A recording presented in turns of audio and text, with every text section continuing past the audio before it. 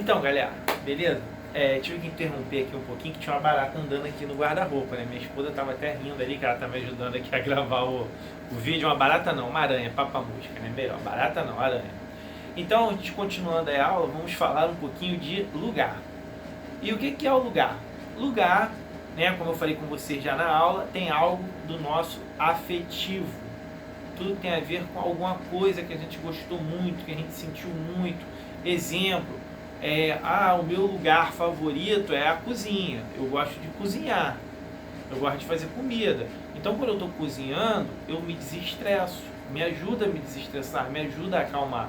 Então, eu posso dizer para vocês que um dos meus lugares favoritos é a cozinha. O outro é a sala de aula. Eu gosto de dar aula, eu gosto de trabalhar na sala, eu gosto de sentir a galera na sala, entendeu? A questão até da nossa aula em online é um pouco distante, é diferente, é novo para mim, é novo para vocês.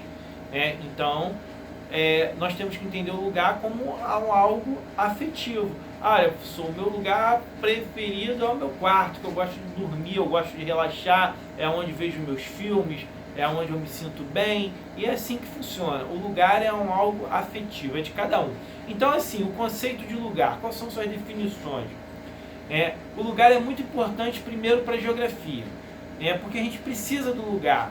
Ela vai representar a porção do espaço, que é dotada de significados. Então, por isso que eu estou falando que o lugar é pessoal, porque dentro do lugar é onde tem todo aquele contexto da nossa vida. Olha só, poxa, o lugar onde eu conheci a minha namorada, o lugar onde eu fiz a minha primeira prova para um concurso, a escola, o lugar de estudo, minha primeira escola, meu primeiro professor, professora, Então é assim que funciona. O lugar é algo sentimental, fica dentro da gente. Existem definições, existem conceitos, mas todos são bem amplos. Por quê? Porque é muito voltado para o seu pessoal. Então, basicamente, a gente vai usar ele na geografia por causa dos significados, e das relações humanas que isso daí tem, que o lugar tem a ver com a nossa vida. Com a ideia definida, no qual lugar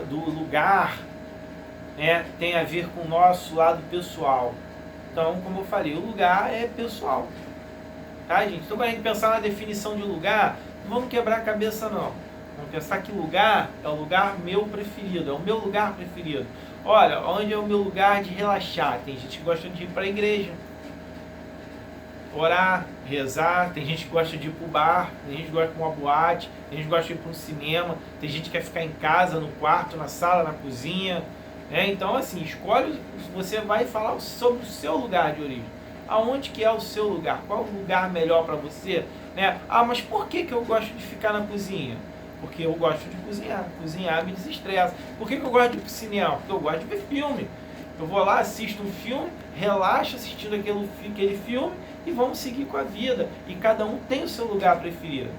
Uma outra ideia do espaço geográfico, de todo esse contexto, agora a gente vai falar de um outro assunto, que é o território. O território é muito importante, gente. Por quê?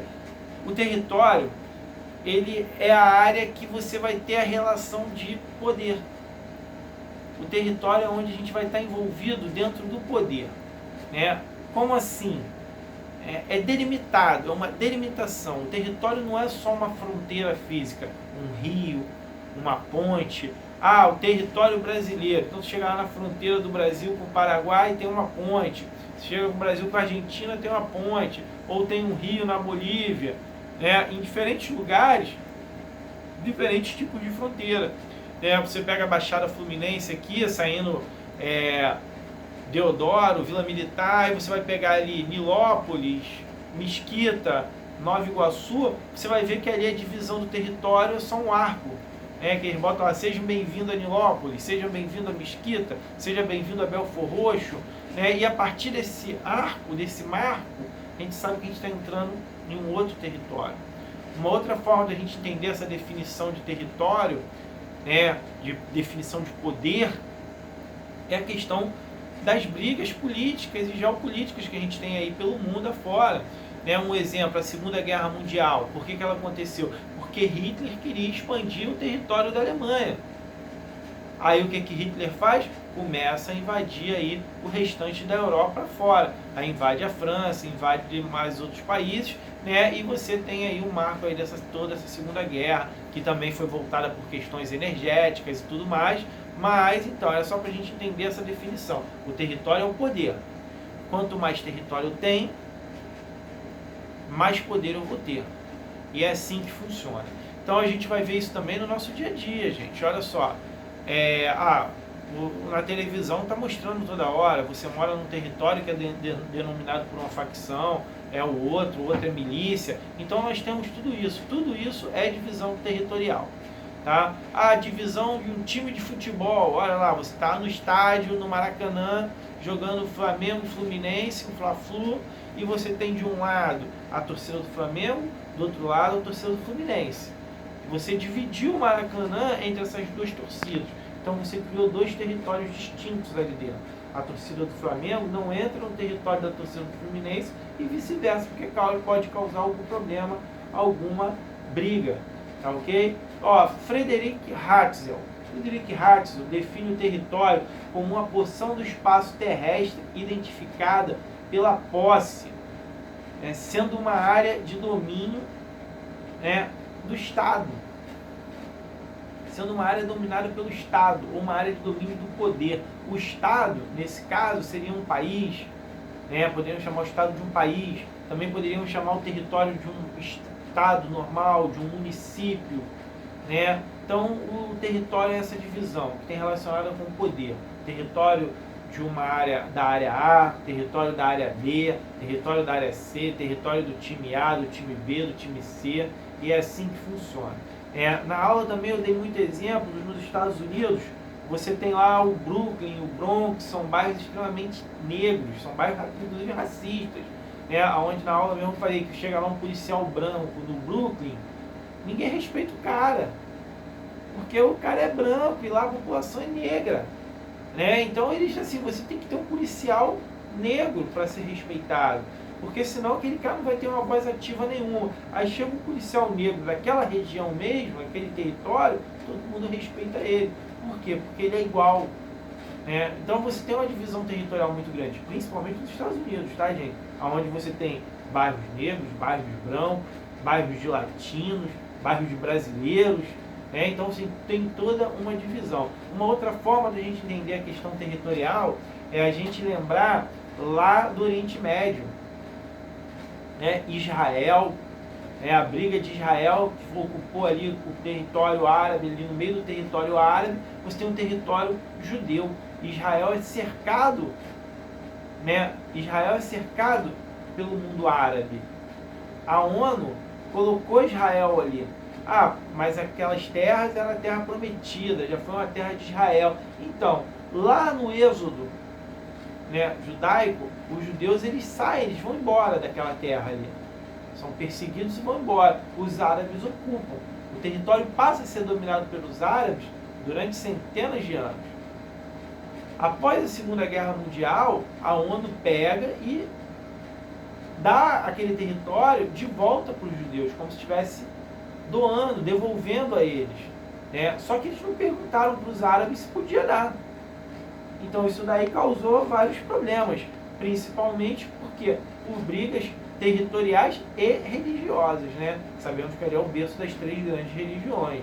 Islamismo, que são os árabes, o judaísmo, os judeus, e o cristianismo, nós cristãos aí que viemos lá no período de Jesus Cristo. Então, devido a essa divisão toda, nós temos aí essa divisão territorial. Então a gente tem uma visão melhor, aí, um pouco mais ampla do que poderia ser o território. Uma outra parte que a gente vai ver é a região. A região é uma área do espaço dividido, e por critérios específicos. Vamos lá. O IBGE ele usa muito essa divisão regional. Como é que é esse critério específico deles? Olha, é região sudeste, é a região mais desenvolvida economicamente do Brasil. Por quê? Porque eu tenho o estado de São Paulo, Rio de Janeiro, Minas e Espírito Santo. Eu tenho ali toda a logística do país, está basicamente nesses 4 estados. está basicamente nessa região. A economia do país está sendo movimentada basicamente nessa região, tanto que ela é a região mais rica, né, do país, é a região mais densamente povoada do país, é onde está o maior número de pessoas. Tá?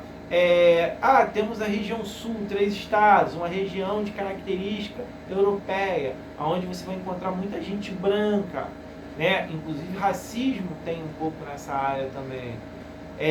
A região nordeste, você tem a característica do nordestino, né? Você tem toda uma cultura diferenciada dentro daquela área toda. A região amazônica é a região menos povoada do Brasil, onde tem o menor número de pessoas ali basicamente. Então você tem ali na região amazônica o quê? Muito verde, muita árvore, floresta amazônica, natureza, biodiversidade. Então assim, a região a gente vai dividir seguindo essas características. Características culturais, características humanas mesmo, de tipo de pessoa, características de idioma, de financeiro, de criação de cultura, tá? Então a região tem essa definição assim. Então as regiões podem ser criadas para realizar estudos sobre características gerais de um território. Como eu falei, as regiões brasileiras, tá? O IBGE ele faz lá o censo dele, no censo do IBGE ele pesquisa dentro de cada região, ele vai lá e procura saber qual é a predominância da humana que tem na área, se naquela determinada região tem o predomínio de pessoas negras, de pessoas brancas, de pessoas amarelos, pardos, índios.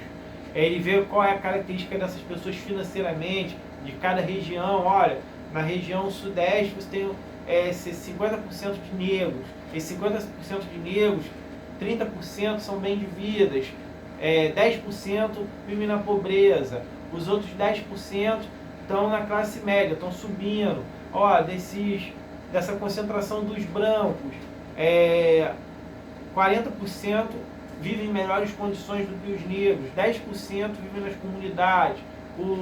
Desse total de pessoas, tantos por cento tem ensino superior, tantos por cento tem ensino médio, ensino fundamental, e é assim que a gente vai dividir essa região, galera, desculpa.